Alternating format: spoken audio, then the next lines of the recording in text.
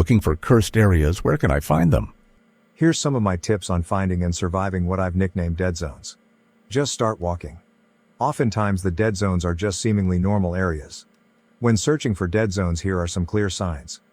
1. You feel wildly uncomfortable in or around the area, whether day or night. 2. It is completely quiet. 3.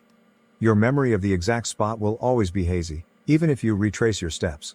4. It drains your energy to stay there. If there's one rule I know, if you feel any of these symptoms, immediately GTFO. These spots can knock you out in minutes. Oftentimes they will go from horrifying to feel Rip Van Winkle levels of serene, and you'll feel the urge to sleep underneath a tree or on top of a rock. Don't. The closest rational explanation I've uncovered, it may be related to atmospheric hypoxemia, or low oxygen environments. When your oxygen is low, you might feel like you can't breathe or think properly. Symptoms of hypoxia include restlessness, headache, confusion, anxiety, accelerated heart rate, shortness of breath, and can lead to total loss of consciousness. These dead zones can and will kill. Ever find a dead zone yourself? Multiple. I've never lost anyone to them before, but have gotten close to becoming a missing person. Here's my closest encounter with a dead zone. I'm an avid hiker, Order of the Arrow member, and retired Eagle Scout who's done a lifetime's worth of 40-plus mile hikes all around my local wildlife. I know the plants well enough to freak people out and eat a wild bud, berry, or shroom when I find them. I decide trail hiking is for tourists and start following animal trails. I was deep Innawoods on a ridge line after a 6-mile steep incline hike, which was mostly bouldering. Had the best sunset, ate some nuts, and started heading down. The bottom is deep forest. About halfway back to my car I feel a deep sense of unease. There's no wind, no bird calls, nothing. I could flip a stone over and hear it echo at least 3 times. Suddenly I see something I have yet to see since. Wisp glowing in the dark. Mind you, not fireflies, as they weren't in season. They were stationary lights about the size of your thumb close to the ground. I tried to bend down to see if they were glowing plants like jack-o'-lantern mushrooms, but hey, all vanished when I got close. I ran over and tried to cup one in my hand, assuming it was an insect of some sort, but felt nothing. Then the hypoxia kicked in. Headaches, drowsiness, blurred vision, and the immediate urge to GTFO. I felt like I should sleep immediately, to which I assumed I was having an allergic reaction or a heart condition, so I start sprinting to my car. I collapse as soon as I get inside, but feel some sense of safety after locking the doors. Wake up 4 hours later to a sheriff knocking on my window telling me I can't sleep overnight. I'm convinced if I didn't make it to my car I might have become a 411 case. If you want to go to a dead zone in Utah, visit the high Uintas Mountains in northeastern Utah, specifically the eastern half of the range. The Uinta Basin is home to Skinwalker Ranch and has had many UFO sightings and even Squatch sightings. I go backpacking there in the summer and I've heard voices saying hi to me in my own voice deep in the backcountry. Spooky place. I always take my 12 gauge when I'm out in the middle of fucking nowhere. Even if I have a vehicle. I never carried anything before this, even a knife or a phone. I was all alone out here. I'm going to make this short as possible unless you guys want more. 2012. Absolutely fucking hardcore outdoors kid, always interested in the supernatural. Kinda learned what the rake and a skinwalker was at a young age, but wasn't too terrified. Live in eastern Kansas, between Topeka and Lawrence, Grantville area. Had a large black lab that always went with me on little hikes. She was a rescue, and usually had violent tendencies. My stepdad bought the farm, which had 200+ acres of an overgrown pasture, 2 collapsed barns, and a semi-dried out pond. Place had been abandoned for years on the north side of Highway 24. Constantly heard neighbors speaking about some random white naked guy. While we were out relaxing, my black lab Bernie had stopped walking and began ferally growling and panic barking to the east. Immediately get a feeling of instinctual. See some movement to the northeast, between us and our house. Saw a pale figure slowly inching its way toward us. The thing had glossy black fucking eyes, and it looked like just a skeleton with a skin suit on.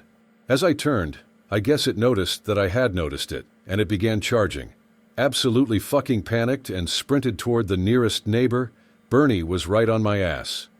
By the time we had exited the woods, I had been torn apart by shrubbery and shit. I had literally jumped my neighbor's fence, began banging on his back door, and was screaming/stuttering, "What the fuck just happened?" He's a member of the local Potawatomi tribe, I am too, who is a Vietnam veteran. He hardcore believes in the tribal legends, that if an owl visits you, it's a horrible omen.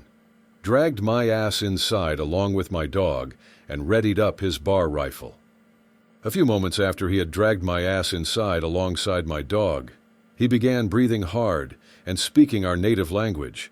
I don't speak it, but my dad knew it when he was younger.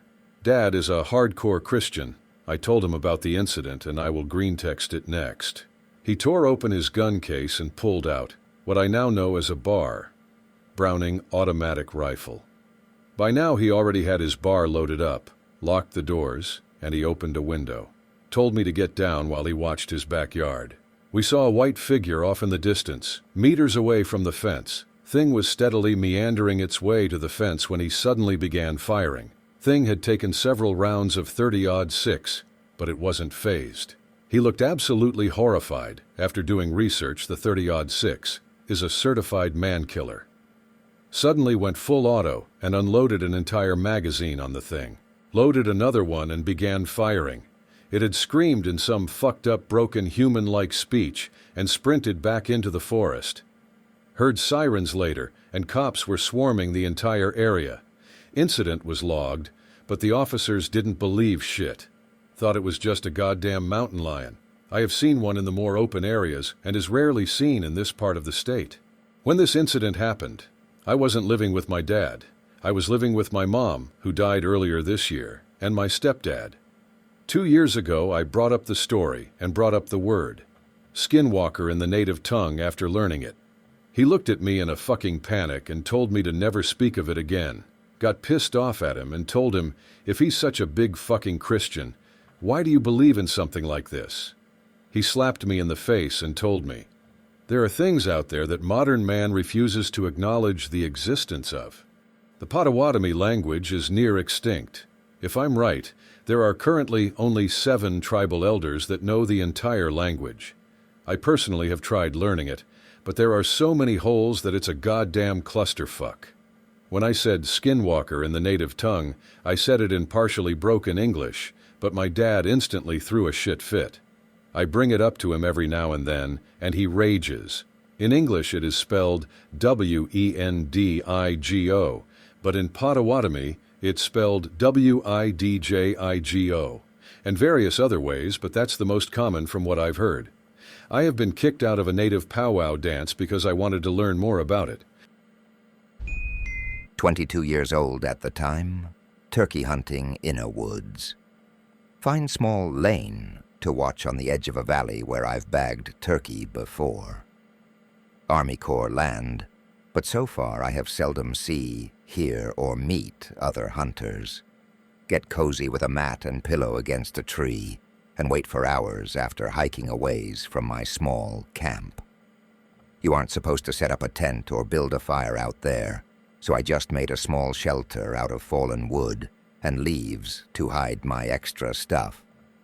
Hear what sounds like mumbling coming from the ridge behind me. After a while it stops, but I hear it again off to the left of where I'm sitting. Occasional twig snap or leaf crunch from that same direction.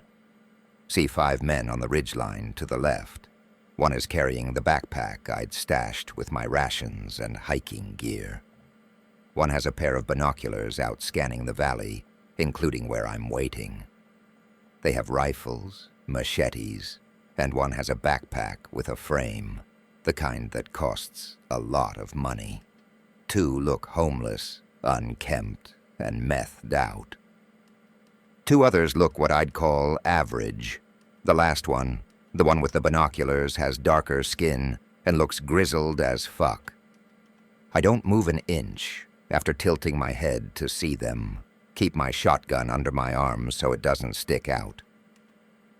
They wait on that ridge for about an hour talking, then start walking down into the valley towards the shooting lane. One of the tweaker-looking ones calls out for whoever is there to come out. I finally tilt my head back down towards the lane to watch them more. Realize they're all wearing backpacks, except they all look empty. After some time, they walk up the opposite side of the valley and start searching and talking again. I let them get further into the woods and take my opportunity to leave. I get worried they left someone guarding my camp area and take an alternate path out towards the road and clearing where I parked. But it's about an hour-long hike away. Take a break after about 20 minutes and notice a footpath intersects the area I've been trudging through. It doesn't look like a deer path, and there are beer bottles and cans scattered along it. I follow it a little ways and notice that there is some kind of rotten lattice laying in the footpath. It's a crappy, pungy pit trap, complete with metal spikes buried in the ground. What? Get off path, and my hat snags on a piece of fishing line towards the edge. Panic and slowly untangle myself. It's some kind of marker hanging from a limb and not another booby trap. Decide this is too dangerous and cut back towards my camp area. Sure enough, as I close in, I can see a red baseball cap and hear some kind of music playing from a phone. Fuck that .jpeg. I was afraid to make noise, so I just hunkered down and waited. About an hour later, and his buddies came back. Two of them were speaking some kind of Spanish, and now their backpacks were full. They walk off from my camp, heading towards the path I wandered off and walk within 10 to 15 yards of me. Thank God my camouflage was good enough that they meandered right past. Partway to the footpath, they discard empty camp fuel tins and a backpack full of God knows what. I wait till it's almost dark and shamble as quietly as I can during dusk towards where I parked. At this point I was thirsty, hungry, and my nerves were racked.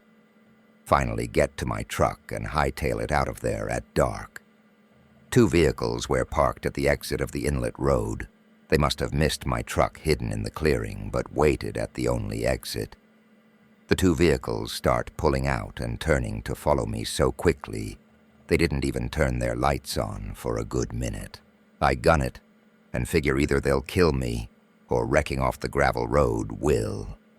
My shitty Ford Ranger is having trouble outrunning them. They are gaining, and now it's dark, so it's getting harder to stay on the road. Turn my lights off and madly weave down other dirt and gravel roads that I'm only vaguely familiar with. I praying to every god I know that I don't accidentally hit a dead end.